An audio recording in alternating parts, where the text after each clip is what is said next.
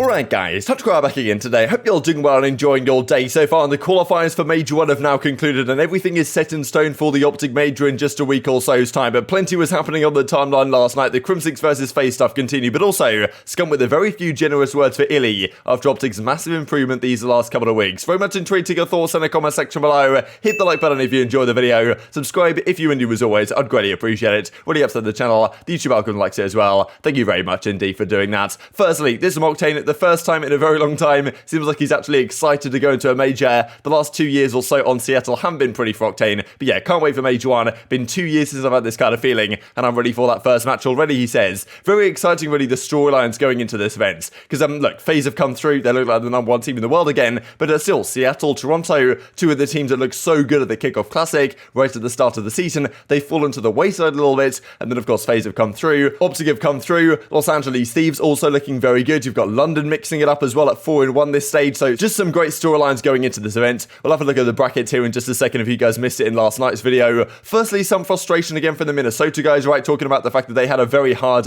bracket really this time in terms of the 5 teams they had to play that were randomly determined. Definitely is true. At the same time, they did go 2-3. If they had have won that Game 5 round 11 against Accuracy where they choked the 1 versus 2, they would have been winners. I'm not really sure there is a better way to do this, right? Because yes, overall map count is the way they're deciding it between the 5 teams that are tied. But and of course you could argue that, some teams had an easier time getting that map count because they played easier teams, which is true. But at the same time, if you're 2-3 and losing a tiebreaker, I think Attach is kind of thinking as he tweets out right here, tiebreaker format is confusing, but just don't lose, right? At the end of the day, if they won more series, if they won 3 out of the 5 series, they would have been a winner. So, obviously it's difficult. The format might not be perfect, but at the end of the day, it's in these teams' hands, right? Whether they actually qualify or not. Just win more series and you qualify, right? Is kind of the perception. At the end of the day, this league is so stacked that one good team is probably not going to make it every single stage, if not more than that, as it looks like right now. So this is the brackets going into the major. If you guys missed it from yesterday, definitely wanted to, spend a little bit more time going through this and the potential matchups that we could have. So firstly, the lower brackets here. We've got Mutineers, Paris Legion, Rokkr and Subliners in the lower sides. And then the winners bracket looks as follows. So it's just fantastic, right? There's no buys this year, in my opinion. If you want to win this event, you've got to do it the hard way, right? You've got to go from winners round 1, you've got to win 4 series through winners to win the entire thing, which certainly is a respectable championship victory. So yes, FaZe breach up top because FaZe #1 seed breached the #8 seed. The #1 seed, or just the higher seed in general, gives you a big advantage really in the current format because it means you get to choose the control map. Right now with just 2 control maps, the way it's done in the regular league play games is that there's literally a coin flip and the team that wins the coin flip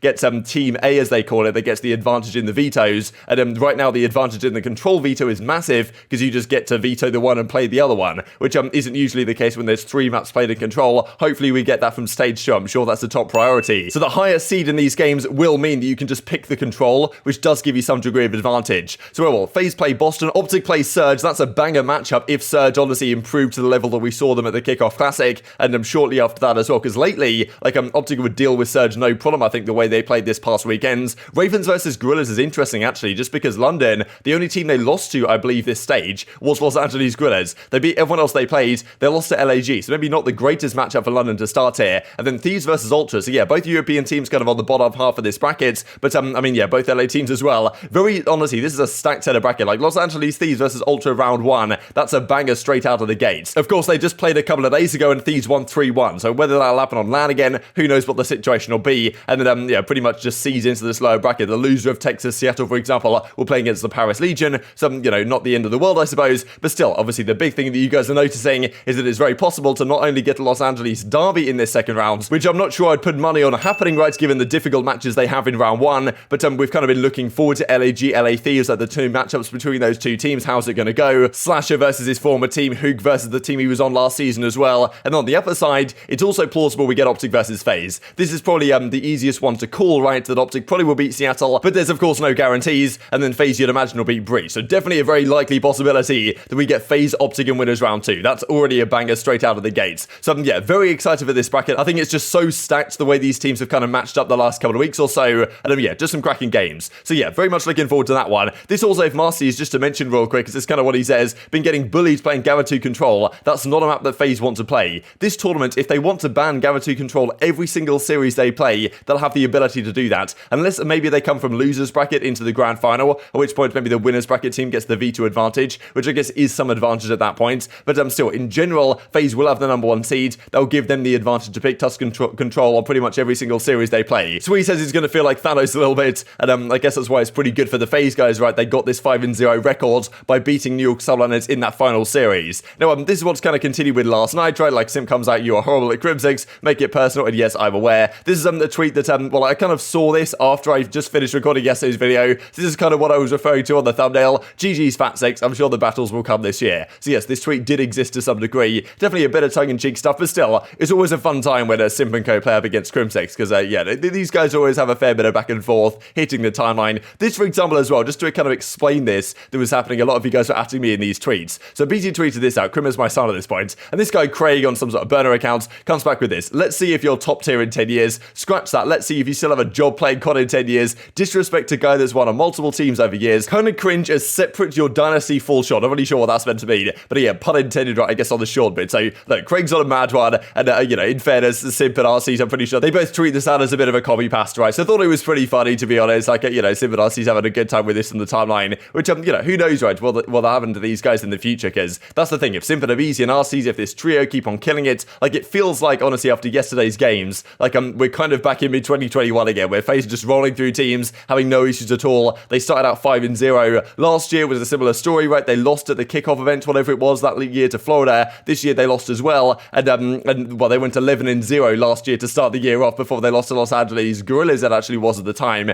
This year, who knows if they'll do a similar thing. But again, the major might be more difficult for them this time because they don't get that bye into winners round 2 as they have done before. And as we say, OpTic versus FaZe seems like a relatively likely possibility here. Not guaranteed at all, but the way the brackets turn out, winners round 2, that would be a spicy one. As Scump says, so proud of the squad. We've been putting in so much work to have a good system in place. I got to get rolling more in the hard points and S&Ds, but I feel like our teamwork is really good at the moment. Excited for the major. That's the thing. If Scump doesn't have to go crazy and drop a 1.1 or 1.2 to win them series, that's where Scump wants to be, because he knows he has the potential within him, and if he's dropping a 0.95 and they're winning the series with iLLeY, Shotzzy, and Dash, you're having a 1.1 and above, like, Scump's loving life right over there on OpTic. So just good to see the improvement they've made, because yeah, things are more interesting when OpTic are good. Scump continues to say, as for the stream, I just feel like I needed a mental reset to get out of the slump from our first week. I'll be back to grinding tomorrow, celebrating a fantastic turnaround. So interesting stuff. This I also thought was pretty interesting from General here in the reply. I like what I'm seeing out of you and the squad. Keep up the hard work that you guys have been putting in behind the scenes. A lot of thanks to you and your boys. So of course, General's part of this kind of like Texas Nation team that won one of the recent Challengers events, and we kind of theorized, okay, could they be brought on as kind of an academy squad? And I'm not sure they're going to actually do that officially, but still, seems like Scump and the guys have probably been playing some search and destroy up against OpTic's team. That's one of the benefits of having like an academy system in a way, like a general squad, that you can say, okay, like, let's just play this search and destroy practice, search and destroy scrims, like,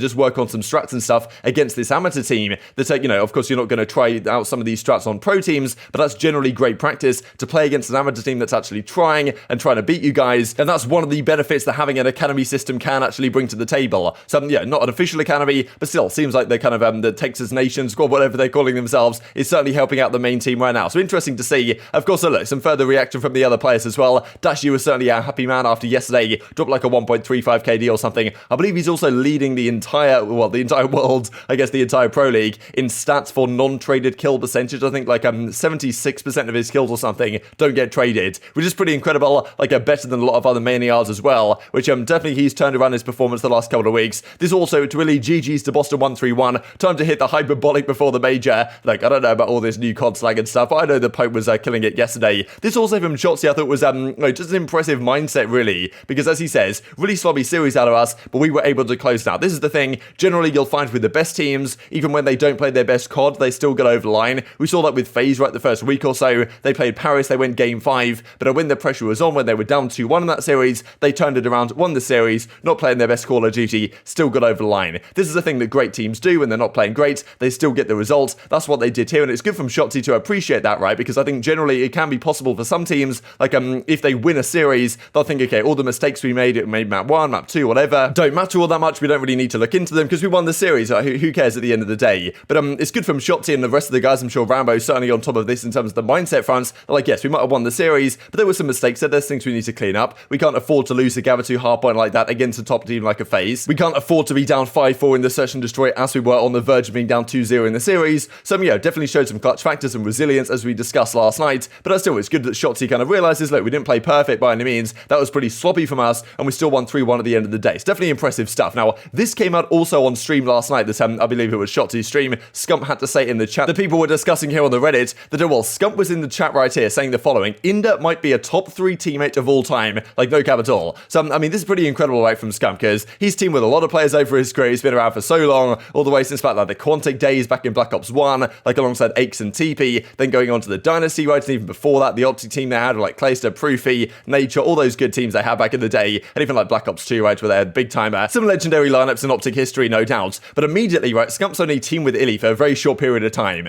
But, you know, we know that iLLeY, like, he puts in a lot of work behind the scenes. His communication seems to be great. The passion he's been bringing the last couple of days as well, like, you really see that through the cameras, right, and through the energy of these guys, that when they're winning rounds, like, they're getting more hyped up. Like, they clearly, well, the chemistry on that team is clearly great. We've known that since this team was first formed. But still, Inda might be a top 3 teammate all time. That's really incredible. Like, because in Scump's mind, there's got to be some crazy guys up there. You've got to think about Forbal, Crimsix, Karma, like, of course, the Dynasty team, last year's squad as well. And he's already putting iLLeY into the top 3 teammate of all time category, which is pretty remarkable for Scump, right? Definitely a glowing representation of what iLLeY is bringing to this squad. And certainly the last couple of weeks, it seems like iLLeY's working a lot on himself in terms of being the leader they need him to be in those clutch moments, but also on his personal game, right? Because he's dropping some great stats the last few series that he wasn't really doing in the first couple of series they played, and also last year as well. Reaching the potential we know that iLLeY has had, but it hasn't necessarily achieved, at least statistically, so far in his career. Let's talk about the schedule then as we just round down the video. This is the Major 1 schedule. So to mention here really that this event is not beginning this Thursday. It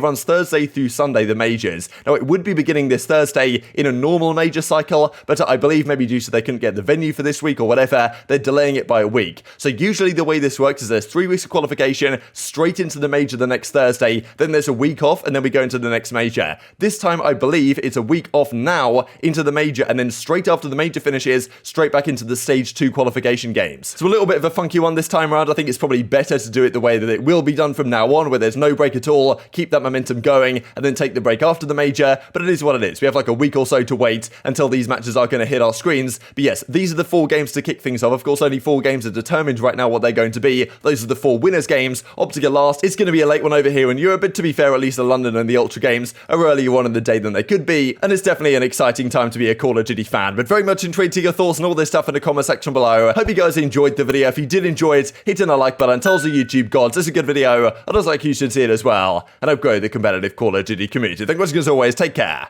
and I will see you next time.